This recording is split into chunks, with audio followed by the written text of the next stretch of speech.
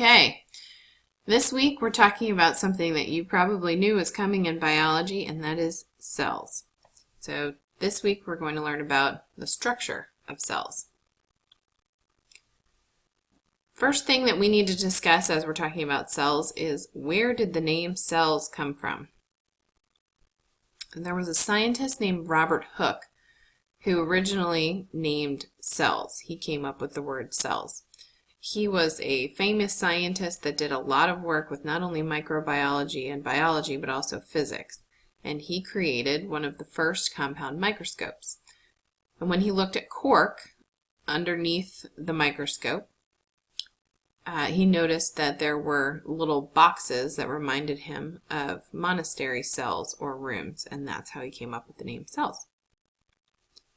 So cells, as you know from previous chapters, is a unit that makes up any living thing. And since the time of Robert Hooke, as scientists have made more and more observations of cells, they've now created three major principles which we lump together into something called the cell theory. So the first statement in the cell theory is that the cell is the basic unit of all living things. Second statement, cells perform all the functions of living things. That means that inside a living thing, nothing is going on or happening inside that living thing that is not being initiated and carried out by cells. And number three, cells come from the reproduction of existing cells. In other words, as we mentioned in previous unit about spontaneous generation and biogenesis, scientists now know that cells have to arise from other cells. They don't just spontaneously appear. Okay, so even though all organisms are formed from cells, there is some organization of the body of each organism that we will talk about, because it's not just a huge group of cells making up the body. Some organisms only have one cell, and these are called unicellular organisms. They're obviously small. But most organisms that you're familiar with are multicellular organisms, meaning that they have many cells. So cells in a multicellular organism are arranged into groups based on similar functions. So from smallest to largest, they're grouped as follows. And you can follow along on the picture for the mouse on the right-hand side. First, we start with individual cells, and that's the smallest structure. Cells that have a similar function are grouped into tissues. Tissues are grouped into organs. Organs are grouped into systems of the body, like the digestive system or the nervous system. And then those systems work together to complete the full organism. All right, as we get into the meat of what we're really going to be learning about this week, we're going to start talking about cell structures. And there are two major types of cells. The first is eukaryotic, which contains specialized structures called organelles, and each organelle performs a specific function in the cell. And you can see an example, a picture of a eukaryotic cell on the right-hand side. And each of those tiny little structures is an organelle. And on the left-hand side, you see a prokaryotic cell. Prokaryotic cells do not have organelles. You can see there's some jumbled up DNA on the inside of that, and then kind of just a soupy structure with a few structures in there, and then some layers wrapping around the outside of the cell. But that's about it. Yeah, not nearly as organized or complicated as a eukaryotic cell. Plant and animal cells are examples of eukaryotic cells, while bacteria are prokaryotic. Okay, so let's talk about what some of those organelles actually are. And we're going to take a look at animal cells and plant cells, which have mostly the same organelles, but a few unique ones. A cell works like a tiny city. Each organelle has a specific function, and most of them have a specific location in the cell as well. In the next few slides, you'll learn about the structure and functions of each organelle. So we're going to start with the plasma membrane, which is on the outside of a cell. Both prokaryotes and eukaryotes have plasma membranes making up the outer boundary of the cell. Okay, so you can see where you find it over on the right-hand side. It's that outer structure of the cell, and then there's a zoomed in portion here at the bottom. And you can see what the plasma membrane actually looks like. It has two layers. The plasma membrane, which we also sometimes commonly call the cell membrane, is a complex two-layered structure that is designed to allow materials in and out of the cell. So there's a lot of things going on in that two-layer cell membrane. Some of them you'll learn about in the next chapter, and some of them we will just skip over. And if you want to learn a little bit more about them, you can study anatomy. All right, on the outside of a plant cell, surrounding the plasma membrane, you find a cell wall. And the cell wall is a rigid structure, and it's composed of cellulose and water. Cellulose is that material that gets stuck in your teeth when you're eating celery. It provides protection and shape for the cell, but it contains pores to allow materials to pass through.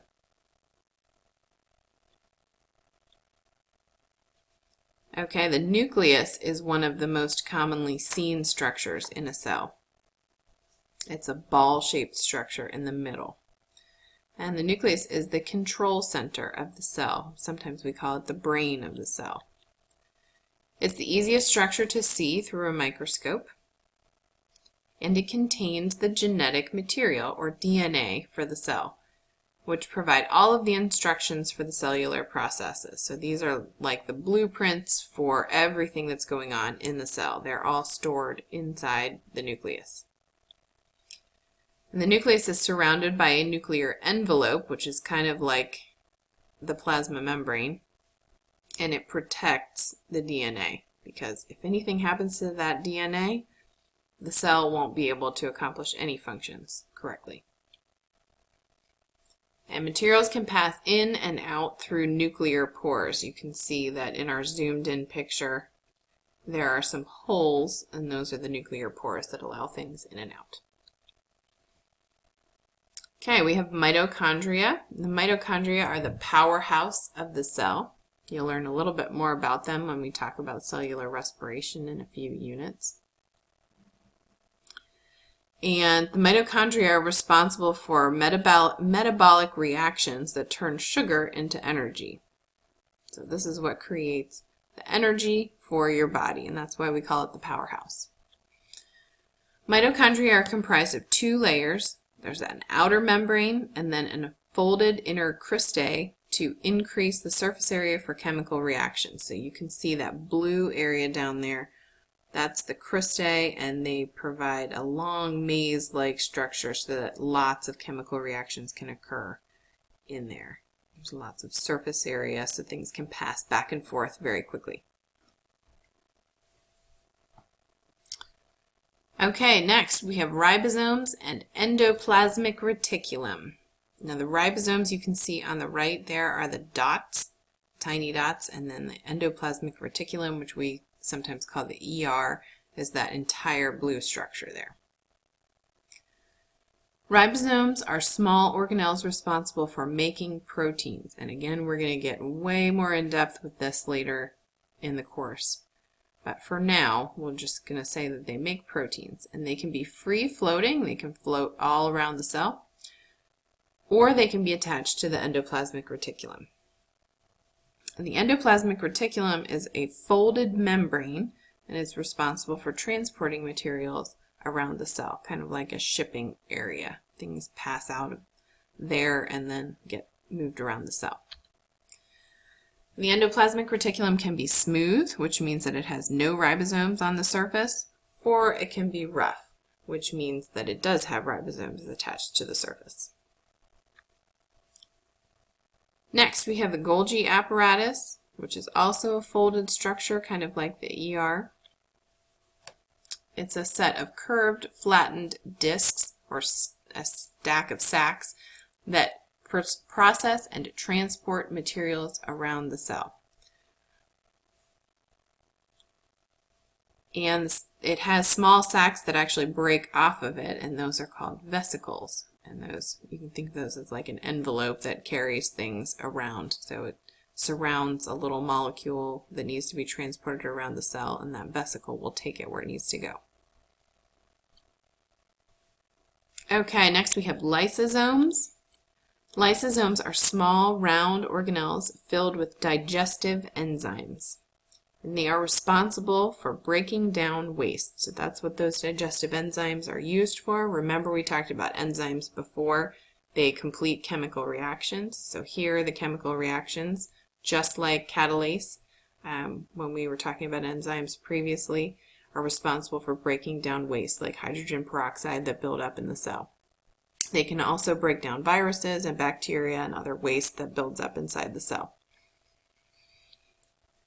Okay, now we have the structures that are responsible for movement, and those are cilia and flagella.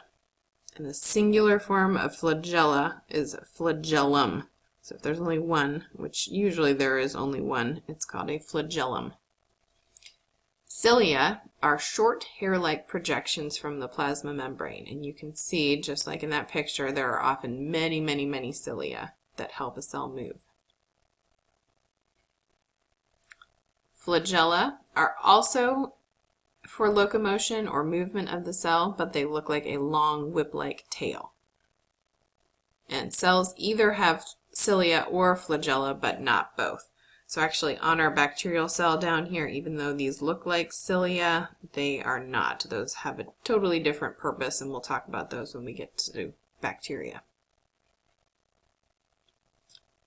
Okay, chloroplasts. Chloroplasts are not found in humans or animals.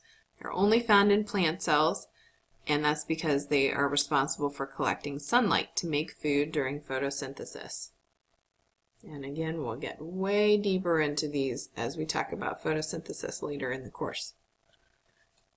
Okay, another difference between plant and animal cells are their vacuoles. Vacuoles can be various sizes, and they are used for storage. Usually we talk about storage of food molecules or water. Plant cells have one large vacuole for water storage. So you can see that plant cell at the top has one large vacuole, and that will swell or shrink depending on how much water the plant is getting. Animal cells often have many smaller vacuoles. And they can also secrete substances or water if the cell needs water for specific chemical reactions or functions. And then we have the cytoplasm. The cytoplasm is a very easy organelle. It's really, you wouldn't even consider it an organelle most of the time. But it is the clear, jelly-like substance that holds all the organelles in place. So it fills up all that space around the organelles. And just to review some of the differences between animal cells and plant cells, because you will definitely have some questions on this during the week. An animal cell has a plasma membrane that allows materials in and out. And it does not contain chloroplasts. And it has smaller vacuoles. A plant cell has both a plasma membrane and a cell wall, and the cell wall provides extra protection and shape. It does have chloroplasts, and those chloroplasts, as a reminder, are responsible for making food through photosynthesis. And it also has one large vacuole. And that's where we will stop for this week.